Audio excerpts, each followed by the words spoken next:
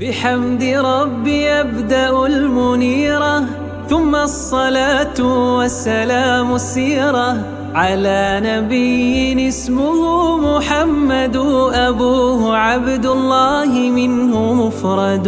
أبوه عبد الله منه مفرد، وجده شيبة عبد المطلب من نسل عدنان وأصله العرب، وأمه بنت لوهب آمنة، أجداده بين قريش كائنة، أجداده بين قريش كائنة، مولده في البلد الأمين عام قدوم الفيل للتبيين، في يوم الاثنين ربيع الأول في 12 حسابا عولي، في 12 حسابا عولي، مسترضعا أتم مع حليمة 4 الأعوام في غنيمة، وأمه عقيب 6 ماتت، وجده بعد 8 وافت، ثم أبو طالب عمه كفل، وزار بصر الشام معه وارتحل، وزار بصر الشام معه وارتحل، من بعده متجرا في مال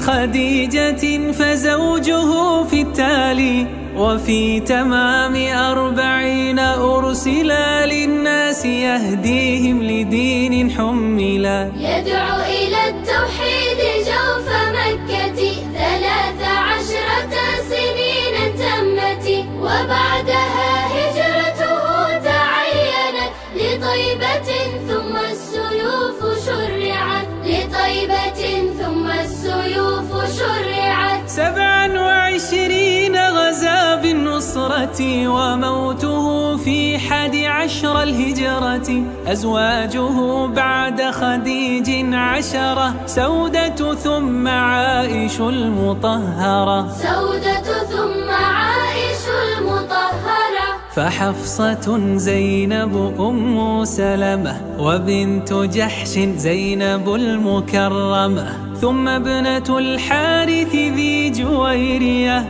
أم حبيبة ورملة هي، أم حبيبة ورملة هي، صفية ميمونة والجامعة من نسل إسماعيل إلا 9، أولاده القاسم عبد الله الطاهر الطيب زاكي الجاه، وزينب رقية وفاطمة، وأم كلثوم إبراهيم الخاتمة، وأم كلثوم إبراهيم الخاتمة.